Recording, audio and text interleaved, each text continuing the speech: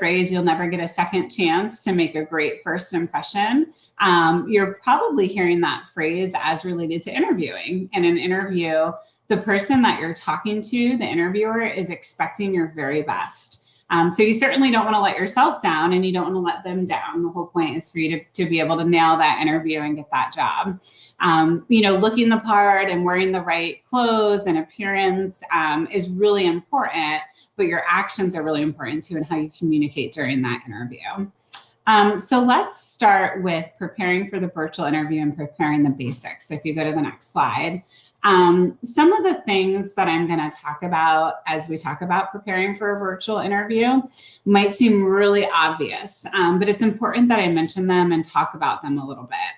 I would have you definitely, if you're taking notes, write down these couple of tips when you think about a virtual interview so that you can get yourself ready. And the first thing that I would say that you need to do when you're preparing for the virtual interview is to test your setup. So interviewers are going to use different platforms. Some people might choose Zoom. Some people might choose a platform like this, like Chime. There's a lot of different platforms that interviewers might choose to use. So what you want to do is you want to make yourself familiar with the platform that you're using and familiar with the equipment that you're using. So really kind of asking a family member or a friend to help you set up, maybe do a practice dry run on the platform that you're using so that you really understand what you're looking for. Some people might consider wearing a headset or noise canceling headphones so that you can hear audio clearly, but really just set up and practice your setup the day before the interview. I'll tell you, I mean, at times like these, I think interviewers know more than ever that there's going to be some hiccups, right? There might be some technology challenges. There might be different controls that you didn't understand. But I'll tell you that you're going to feel so much more confident going into an interview if you understand the platform that you're using and you understand the controls. Another thing that seems really obvious is power up. Make sure that you connect your laptop or whatever you're using to, a power system. Make sure that, the speakers that you're using are fully charged and ready to go, especially if they're wireless. Some people might see a little bit of a lag when they use the actual video part, depending on your internet connection. So again, you're going to want to connect and practice early to make sure that you don't have that lag when you're utilizing your video. And if there is a lag, you can do a couple things. You can connect your computer directly to your router so that you have a stronger internet connection, or you can just talk to the interviewer about it and say, hey, I'm having some internet connectivity issues when I utilize my video. Is there any way that we can turn that off? And just be honest with them. Just like you would with an in-person interview, you want to join on time. You want to be early to the interview. You want to be really present, give 100% of your attention during the interview. It's easy during a video interview to forget to do the basics of like turning your cell phone off and making sure that your roommates know that you're in an interview, and just doing those little things so that you can be 100% present during the interview and you don't feel like you have to multitask and check your emails or your phone or anything like that. Be really intentional when it comes to the space that you're using when you set up for a virtual interview. So you want to choose a quiet place.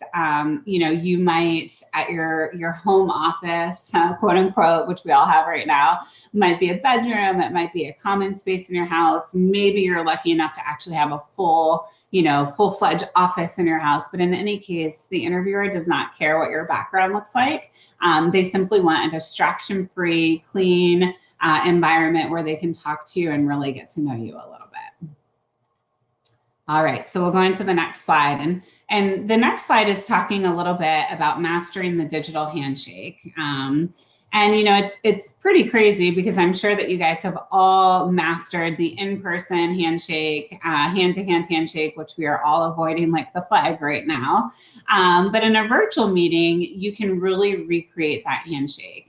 And the way that you do that is by knowing that this handshake is your first impression with the person that you're interviewing with. So you want to greet the person with a lot of enthusiasm. You want to make eye contact by looking directly into that camera, which can be a little awkward right now because we're not used to that. We're used to looking around the camera, looking at the person. So really kind of making that initial digital handshake clear by looking into the camera. Showing your body language, really kind of leaning in and being mindful not to cross your arms. And take a moment to really connect with that person, just like you would if you were going into an in-person interview and seeing them for the first time and giving them a handshake for the first time. So next slide. The next thing that we're going to talk about is really kind of preparing for a virtual interview the same way that you would for an in-person interview. Just like you would for an in-person interview, you want to look at the job description of the job that you're applying for. You want to truly understand the skills and the experience that the company is looking for.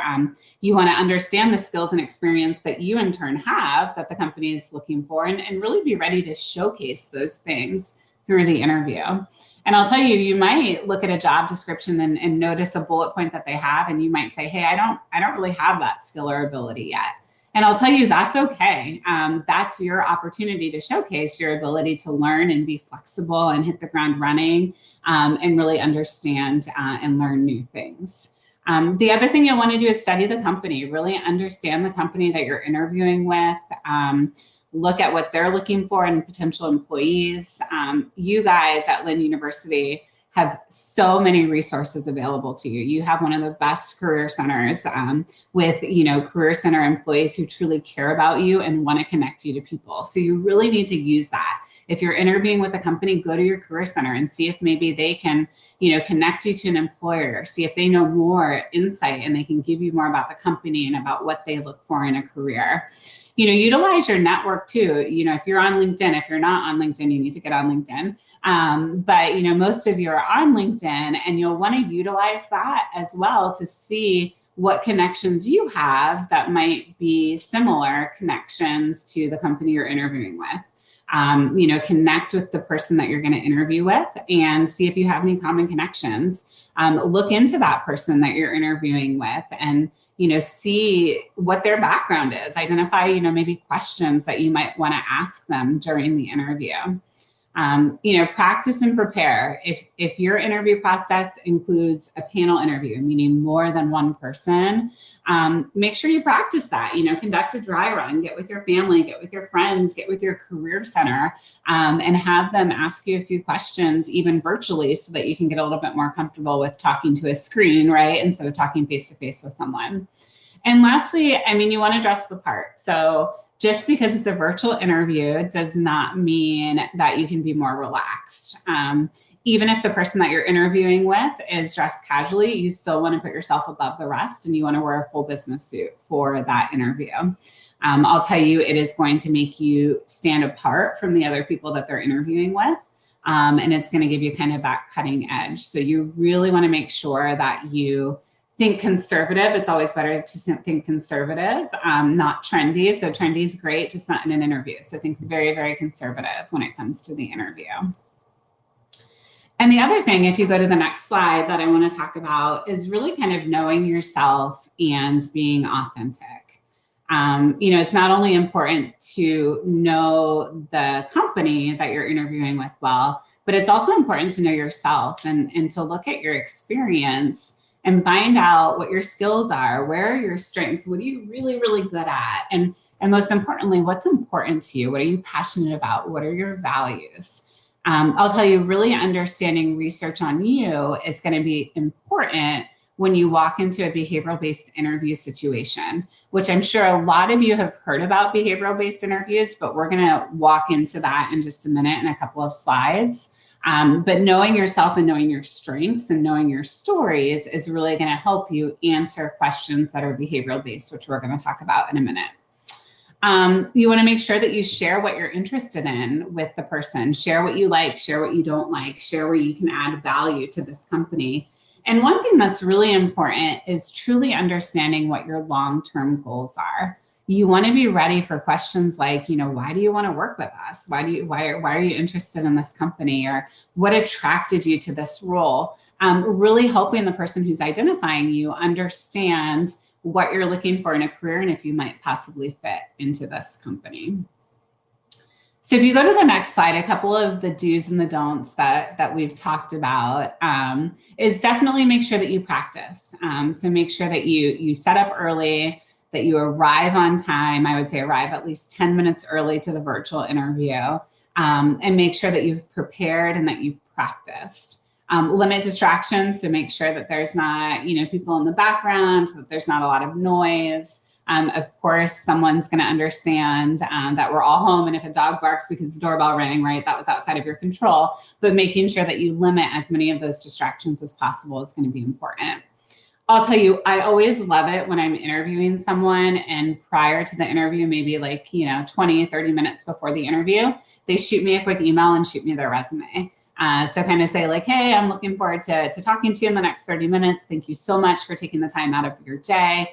Here's a fresh copy of my resume just in case you need it. To me, that really shows being proactive and that kind of extra little cherry on the sundae as I'm getting ready for an interview. Be authentic, be yourself, and make sure that you dress to impress. So let's walk a little bit more into the actual virtual interview. If you go to the next slide. Now that you guys are prepared by looking the part and by kind of self-assessing yourself to determine what your goals are, and you kind of research your company to see which goals mirror what you're interested in, you're really ready for the next step, which is the interview. So here we're going to discuss how to make that good first impression, which we've talked about that digital handshake earlier, but we're going to talk about that again. We're going to discuss behavioral-based interviewing so that if you don't know what that is, you're kind of an expert at it once we leave. And then we're going to discuss how you can effectively answer behavioral-based interviews.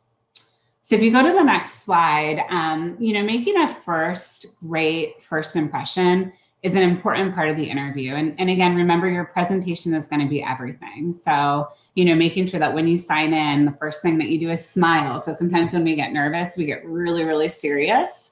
But you want to make sure that you show your personality and that you smile and that you look directly into the camera and just say good morning, good afternoon, offer that firm virtual handshake, and really kind of lean in and make sure that you're showing that interest and that you're showing that true want to connect with the person virtually, so that you can really make that good first step into the interview. Make sure that you're really conscious about your verbal and your nonverbal communication. So what that means is your posture, your eye contact, your mannerisms. As you present ideas, make sure that you formulate answers using the right grammar, the right vocabulary. Make sure that when the interview begins and they ask questions that you truly listen, so that you understand what's being asked of you. And if any of the questions are unclear, just ask, would you mind saying that again? If you don't know an answer right away and you need to think for a minute, that's okay too, saying, hey, would you mind if I take a quick moment to think about that? So like I talked about, show your enthusiasm, show your excitement, show them that you're serious about really wanting this job from the get-go. The next thing on the next slide that I'm going to talk about is behavioral-based interviewing. And I'll tell you, behavioral-based interviewing is something that I would say about 95% of companies are using today. And for those of you who don't already know, a behavioral-based interview is really looking for a behavior, something that you've done in the past. And the theory behind the behavioral-based interview is that how you handled situations in the past is going to likely predict how you would in turn handle situations in the future.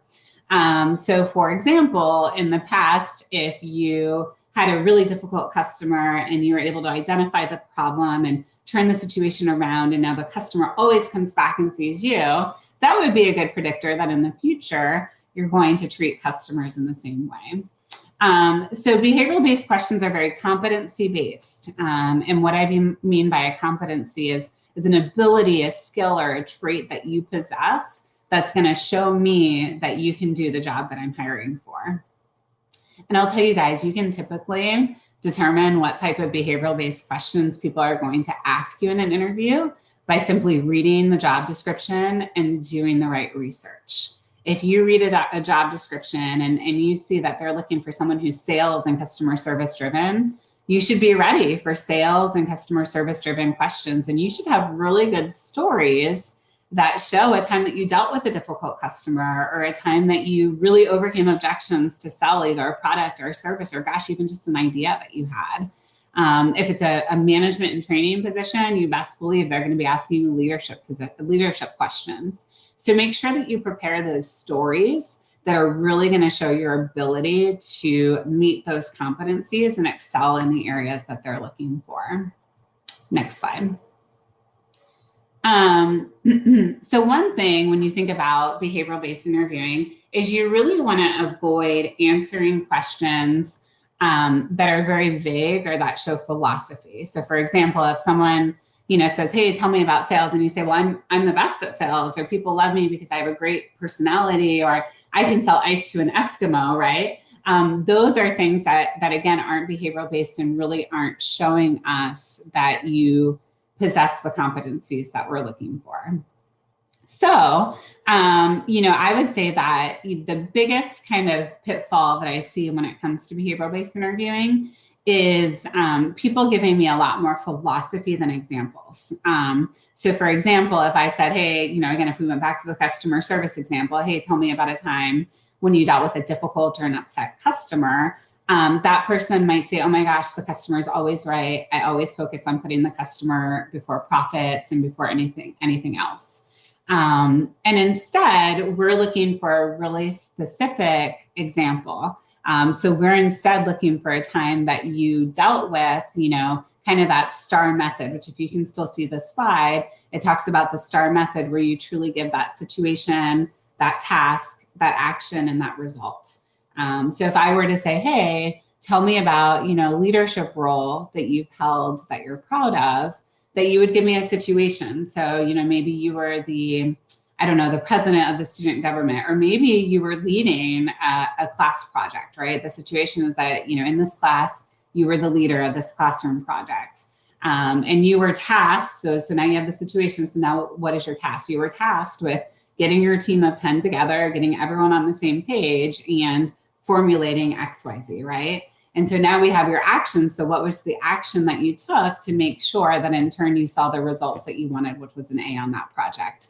So if you really think about questions and think about answering them in that STAR method, that is something that is going to help you on a virtual interview. I'm not sure if you guys can still see the slides because I am not seeing them anymore. But I am going to continue to roll through, some great behavioral-based questions might be, can you tell me about a time when you held a leadership position? Or can you tell me about a time when you handled a challenging customer? So again, those are some good examples of specific questions that you might see. So when we talk about the close, which is slide 17, if you guys can still see it, I can't see it anymore. Most interviewers are going to give you the opportunity and even invite you to ask questions, and they want for you to have questions to ask them. So you want to make sure that you're prepared with questions about the company and about the position. And you can really formulate these questions as you are going through and doing your original research. I always recommend that in an interview, you have at least 5 or 6 questions prepared, but only ask about 2 questions. And the reason I say prepare 5 or 6 is because during the interview, a couple of your questions might just organically be answered. And so you want to make sure that you have 2 good, really thought out questions that you can ask at the end of the interview. You always want to ask for the job at the end of the interview. You want to make sure before you leave that interview that you completely understand the position that you're applying for, what the duties would entail, the job that you have, and really what the expectation the company has from its employees and their performance. This way you're going to be able to make a good, educated, and accurate decision for yourself. So you always want to ask for the next step of the process. Like, what's the next step? And is there another interview? When should I hear from you? Really kind of showing that interest. And, sometimes during the interview, you might find yourself saying, hey, like, this really isn't the job that I was looking for. Maybe you thought it was more of, a customer service driven environment, but it has a lot more sales, or maybe you didn't realize some of the aspects of the job. And that's okay, but being really honest with the recruiter, whether it be in the face-to-face interview or afterwards, picking up the phone and talking to the recruiter about it, is going to be really important for you. And the last slide kind of talks about that follow-up and that thank you. So, in today's day, really making sure that you send that follow-up thank you email, thanking the person for their time, and really reiterating your interest in the position. So saying things like, hey, I really enjoyed your time. Thank you for taking it out of your day to speak to me. I enjoyed this aspect of the interview, and this aspect excites me most about coming on board with you. And I look forward to hearing from you on XYZ day, because typically a recruiter is going to tell you what day you can expect to hear back from them. I will tell you that if a recruiter says, hey, I'm going to follow up with you Monday at noon, if you haven't heard from that recruiter on, Monday afternoon or Tuesday, it's okay to shoot that person an email or give them a call and just say, hey, I haven't heard back from you. Again, very not pushy, but very professionally saying, hey, I haven't heard back. I'm really looking forward to this opportunity. Please let me know when you have time for a quick conversation. So don't be afraid to do that as well. So that kind of wraps up my PowerPoints and my slide on the interview and preparing for a virtual interview and what that looks like. So if you guys can do me a favor and just acknowledge in the chat box that you can still hear me, that would be great, because I am not seeing the presentation anymore. Perfect, good, thank you, Victoria, awesome. So I'm going to go through the chat box and answer any questions that you guys might have. So if you want to add questions, that will be fantastic. And then we will go through them as I get them.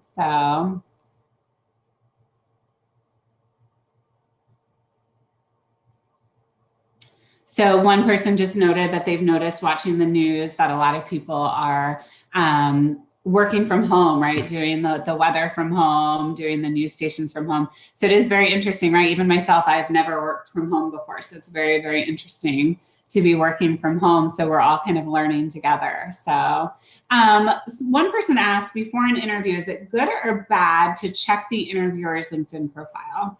I would say that it is good and very important before an interview to connect with someone on LinkedIn. So to go in, connect with them, view their profile, get to know them a little bit. I definitely think that's a best practice. It's going to give you, well, A, it's going to show that you're interested in getting to know the person that is interviewing you. And B, it's going to give you the opportunity to really see what their interests are and identify questions that you might want to ask the person. So, LinkedIn is great because it gives you the opportunity to put your career history and what that looks like. So you might be interviewing with someone who's been with the company for several years and can give you some very, very specific feedback. But that was a good question. Thank you. Let's see. Okay, so as companies transition to online interviews, can we expect to interview with a direct supervisor or only with an HR staff member? I think it depends on the company, but I would say that most companies, your first initial contact is going to be directly with someone that's in HR, whether that is a recruiter, whether it's a HR coordinator, someone who's going to A, ensure that you qualify for the position, and then B, kind of dig in a little bit and find out, what are you looking for in a career? What are your career goals? Why do you want to work for this company? And really gauge that interest. I would say that, some people might do a screening with like an HR coordinator, and then you might meet with HR again for a more in-depth formal interview. And in that case, the in-depth formal interview is going to go through, just like we talked about, specific competencies and behavioral based, like I want a story, tell me about a story, right? And so in that case, you're going to want to prepare. Some companies might kind of farm you out from there to hiring managers. It really just depends on the company. But I will tell you, typically the interview isn't just one step. You're going to have several different steps that are going to go through. And you should know prior to the interview who you're meeting with. And so to the first question, that gives you the opportunity to go in and fact find a little bit on LinkedIn, just put a face to the name, make yourself feel comfortable and know who you're interviewing with. All right, let's see, what else do we have here? So if you don't know who the interviewer is it appropriate to ask who the interview is with? Absolutely. It's going to show that you're preparing. So just saying to the person, hey, I'm really excited about the interview. Can you share with me who I'm interviewing with? I think typically people are going to give that to you. And if they haven't, it was probably just an oversight. So I definitely think that's appropriate because you want to feel comfortable with the person you're interviewing with. All right, so one person asked, can you revisit the digital handshake and provide any additional tips to master this? Again, so, when we talk about the digital handshake, it's looking directly into that camera, which is so awkward. I'm really bad at it. So looking directly into that camera, leaning in, right? So showing that leaned in, not like that slouch back approach, right? But really leaning in, looking directly into the contact, having that initial good morning. It's so great to talk to you today. Thank you for taking the time out of your day to speak with me, right? And so really showing that specific enthusiasm, that body language.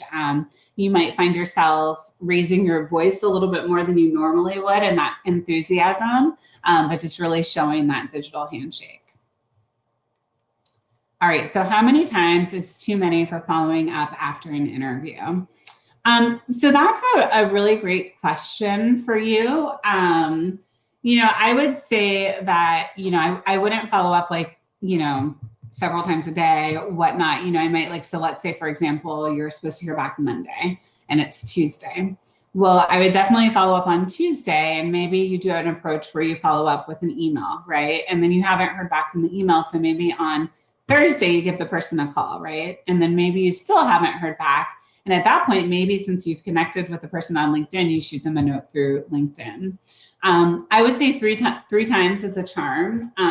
Recruiters, especially right now, and as the job market gets flooded, recruiters are going to get really busy.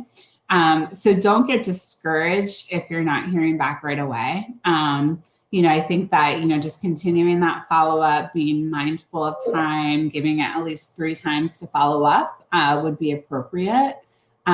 For you to continue on in the process. But, I've heard of people waiting, a really long time to hear back, which definitely isn't my philosophy, but unfortunately sometimes, that's where people get to. But staying positive, staying professional is going to be important when it comes to that. All right, let me see if I've missed anything. You guys all have great questions. Let's see. All right, so all right, so this is a great one from Laura. What are some questions you like to hear from applicants? So some things that I really like to hear from applicants are things that are going to move them forward in the process. So questions like, how is my performance evaluated? I like to hear that, or gosh, you've worked with the company for a really long time. What are some of the things that you see in people that do really well with the company? Like, what are they doing differently to push themselves further and get promoted so quickly? What are you looking for in a business partner? Things like that I think are important, that are going to really push you forward.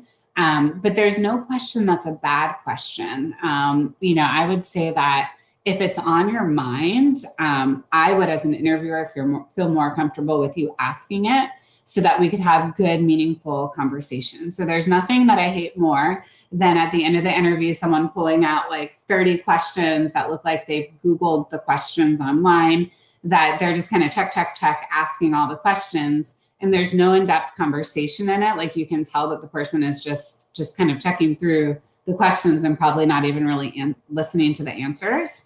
I would rather someone come with 2 really good, meaningful questions that are important to them as they search for a career, so that we can have good, meaningful questions throughout it.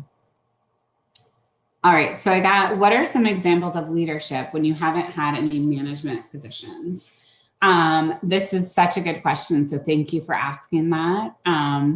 I would say that you could definitely use classroom presentations, or not classroom presentations, group projects within the classroom. So if you have led any of those group projects within the classroom, that's great, because you've hopefully led to success. Like hopefully you've led that project to an A. But not only that, you've probably experienced some challenges. Like you might have experienced some students who didn't want to be there, who were being combative, not showing up to meetings, not pulling their weight. And when I think about leadership there, I don't want to hear that you just picked up the weight for them and let them kind of cruise off of you. I want to hear how you motivated that student to jump on board with you guys, and how through that you guys all made it the best project ever, right? Or maybe like you are into athletics, and maybe you're actually in athletics at Lynn University. Maybe you do intramurals. Maybe you just on the side do athletics with your friends, and you can talk about leading that and how you bring the teams together and how you push to be really competitive and to lead and mentor other people. It might be that, gosh, you held this position as a server and you weren't a manager, but you noticed that the server next to you was struggling really understanding how XYZ worked, right? And how to upsell to make more money. And you took that person under your wing, and you really taught them to be effective in the job that you're doing. There are so many things that you can use for leadership. You just really have to sit back and think about that, and think about times like, hey, when was I really effective? And maybe you weren't a leader at your retail job, but maybe you gave your manager a great idea to make the store more efficient, the way that customers walk through, right? And you had a great idea and you brought it to your manager and you led the initiative, and it was a great initiative. There's a lot of different things that you can use for leadership. If I didn't answer your question there, feel free to email me and I'll be happy to look at your resume and help you come up with a couple of leadership examples from your resume.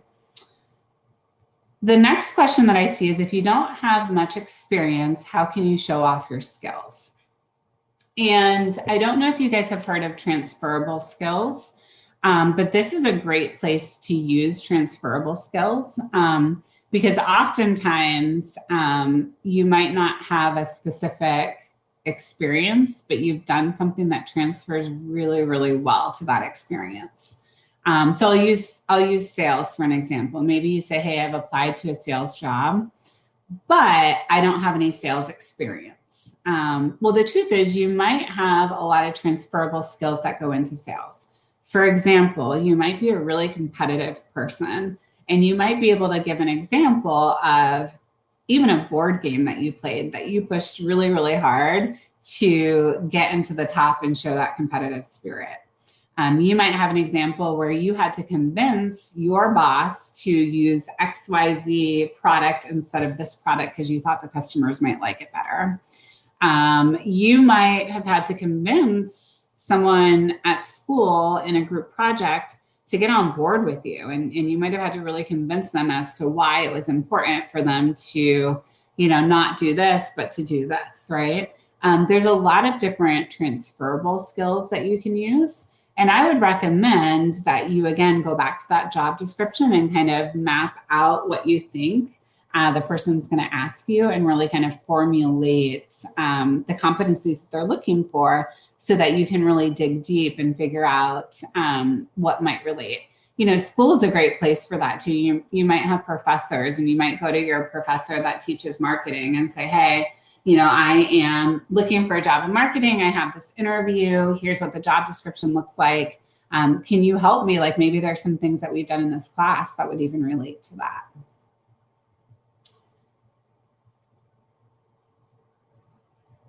Okay, so what if you don't have or are not the best at some of the skills listed on the job description, such as management?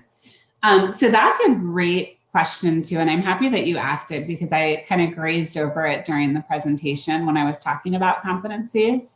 If you're not the best at something, I think what you have to determine is, are you not the best at it because you don't like it and you don't want to work in that area? Are you not the best at it because you want to be developed in that area and it is a passion of yours in an area that you want to work in? So for your idea, if you determine, yes, this is, I do want to work in management, but you're not great at management because you don't have a lot of experience, that's your turn to really show that you have the ability to hit the ground running, to learn quickly, and that you're flexible. And you can show that by anything that you've done in the past. In the past, maybe you came to school at Lynn University and maybe you didn't, like, you're not from here and you had to get to know the culture and how classes worked. And, you really had to integrate yourself quickly into what Lynn University is all about. Well, that's a great example that shows your ability to be flexible and learn quickly. So I would really kind of dig in and show your ability to learn quickly. If that's somewhere where you want to be, like if you don't want to be a manager, then maybe it's time to look, at a different position if that's what they're offering. But if you see ability that you're just not, amazing at yet, it doesn't mean you can't be amazing. So really show your ability to learn and hit the ground running. All right. So I got another one, which was, what are your interviewing pet peeves? I think just the basics when it comes to interviewing. People who aren't on time, I definitely don't like that. Although, like in this virtual world, I totally understand if you're trying to log on and all of a sudden there's technology issues. I can certainly work around that. I don't like it when, for example, like someone applies to a job and I call them to talk to them about the job and they're like, oh, well, which job is this? Or you're at an interview and they're like, well, I don't, well, what are you guys offering? And they just haven't really done any research at all to know what the position is. I think, to an extent, I want to open the door to talk more about the company, but I want for you to also do a little bit of research too, so that we make sure that we're not wasting your time or my time, to make sure that this is truly a position that you're interested in. But besides that, I'm pretty open. I love questions at the end of the interview. I'll typically give people, if you ever feel like you're in an interview and you feel like the person is asking the same question over and over, they probably are. You're probably not giving the answer that they're looking for. So kind of taking that minute to recharge and reset and not say, well, like I said before, but saying, okay, how can I say this differently, or what's a different example that I can give throughout? All right. You guys are full of questions today. I love it. Any other questions for me? Yes, I am going to put my email address in the chat box so that you guys can connect with me this week. I will tell you, I would like to take a quick minute to talk about the positions that we do offer at Enterprise. We are not hiring right now, but we do plan to hire again in the fall, which is really, really exciting. And we hire for two positions. We hire for a management trainee role, and we hire for an internship position, a management internship position. They're all very sales and customer service driven. We work in an environment where everyone comes in at the same level. You're kind of immersed into a small business setting where you learn about dealing directly with customers. You learn sales and customer service tactics. You learn how to be an effective leader and how to mentor and motivate others. You learn about income and expense sheets to figure out how to turn profits. I mean, you name it. If you were to go and open your own business today, you learn it. And the beauty of Enterprise is that you're promoted solely on your performance. It has nothing to do with your tenure, nothing like that. So it's a really great way for you to come in and utilize your bachelor's degree in a hands-on business environment where you're given the opportunity to grow and grow really quickly. I mean, I've been with the company for 15 years. I've had 9 promotions in my 15 years here. It's a great working environment. It's fun, it's competitive, but it's healthy, fun, competitive, not like cutthroat competitive, more like you owe me lunch today types of things. And a great team of people that work extremely hard. I will tell you, it is extremely hard work. But it's great work where you can, have passion and have meaning and take care of customers and really learn all of the big picture things of running a business and get yourself into long-term leadership level positions. And I did see a question about international, so the best ways for students to address this during an interview. I would say that for international, typically on the website when you apply for positions, it'll ask you if you require different sponsorships. So just be very honest in those questions. And I will tell you that, you know, you want to be honest because you don't want to get into a face-to-face situation if you're not able to work at a certain company. So just really reading the qualifications and making sure that you understand that. All right. Any other questions? I think, let's see here. All right, well, I definitely encourage all of you to connect with me on LinkedIn.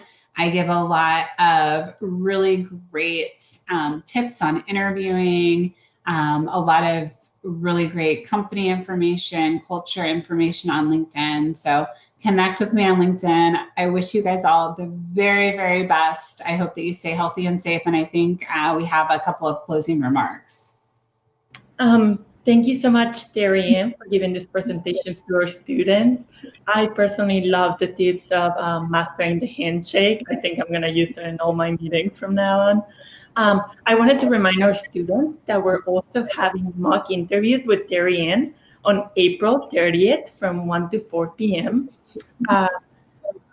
Feel free to email me if you would be interested at careerconnections@lynn.edu, or even the email that I sent you the link to. You can reply, hey, I'm interested in scheduling a mock interview with Darian, and then you will have a 30-minute segment all by yourself with Darian on how to master your mock interview skills.